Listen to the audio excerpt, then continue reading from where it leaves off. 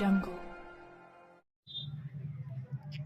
माजी नगरसेवक आनंदा देवमाने यांची घरवापसी, पुन्हा जनस्वराज्य पक्षात दाखल.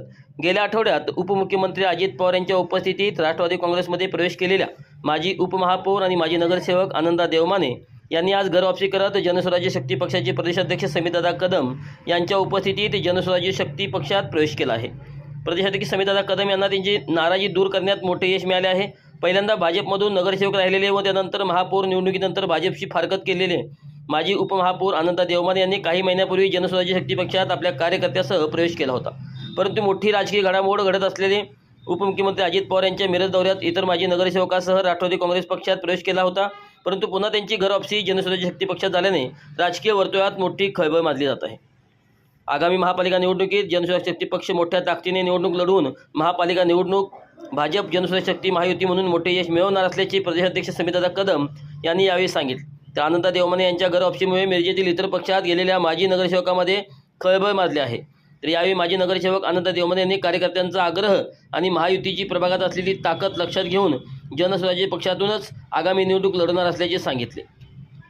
राज्याचे मुख्यमंत्री आदरणीय देवेंद्रजी फडणवीस साहेब, आदरणीय पालकमंत्री चंद्रकांत दादा, महायुतीचे समन्वयक असणारे शेखरजी निवडणूक प्रमुख शेखरजी इनामदार, त्याचबरोबर निरीक्षक असणारे आमदार अतुलबाबा भोसले, त्याचबरोबर आमच्या इथं प्रमुख म्हणून ज्यांची नेमणूक केली गेली ते मकरंदजी देशपांडे साहेब आणि इतर सर्वच लोकांशी मी त्या ठिकाणी या बाबतीतली मागणी करून आमचा हा कसं हा पुढे केला जाईल याचा प्रयत्न आम्ही सगळेजण चांगल्या पद्धतीनं करून पक्षामध्ये ज्येष्ठ नेते डॉक्टर महादेवअण्णा कुरणे, समीरभाई मालगावे, सर्वच प्रमुख मंडळी हा निर्णय ताकदीनं पुढे घेऊन या प्रभागामध्ये कशा पद्धतीने जनस्वराज्य शक्ती पक्ष महायुती भारतीय जनता पार्टी पुढे येईल, चांगली निवडणूक हे करेल, तेवढा आमचा सगळ्यांचा ताकदीनं प्रयत्न असेल.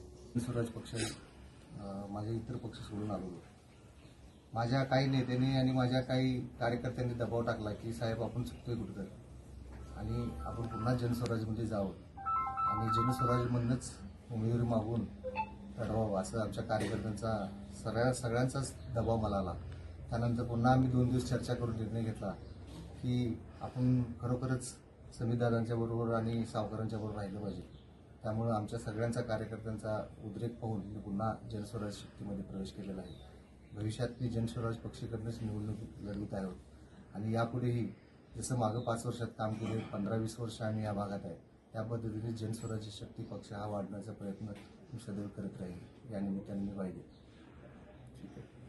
तसंच ठरल्याप्रमाणे जनस्वराज्य शक्ती पक्ष हा महायुतीतला घटक पक्ष असल्यामुळे त्याबरोबर भारतीय जनता पार्टीबरोबर असणारी आम्ही राज्यातली आघाडी, मागच्या नगरपालिका कोल्हापूर जिल्ह्यातल्या आणि इतर जिल्ह्यातल्या नगरपालिकांना जनस्वराज्य शक्ती पक्षाचा भारतीय जनता पार्टीला पूर्णपणे पाठिंबा होता.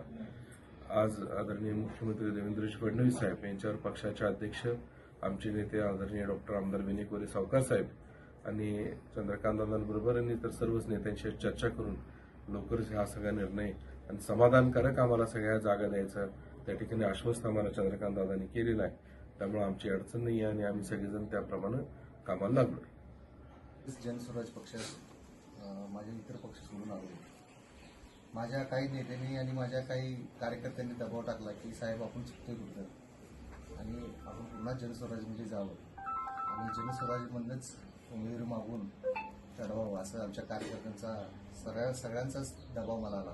त्यानंतर पुन्हा आम्ही 2 दिवस चर्चा करून निर्णय घेतला की आपण खरोखरच समीरदादांच्या बरोबर आणि सावकारांच्या बरोबर राहिलं पाहिजे. त्यामुळं आमच्या सगळ्यांचा कार्यकर्त्यांचा उद्रेक पाहून मी पुन्हा जनस्वराज्य शक्तीमध्ये प्रवेश केलेला आहे. भविष्यात मी जनस्वराज्य पक्षाकडूनच निवडणूक लढवित आहोत आणि यापुढेही जसं मागं 5 वर्षात काम केले, 15-20 वर्ष आम्ही या भागात आहे, त्या पद्धतीने जनस्वराज्य शक्ती पक्ष हा वाढण्याचा प्रयत्न मी सदैव करत राहील. या निमित्ताने मी पाहिजे.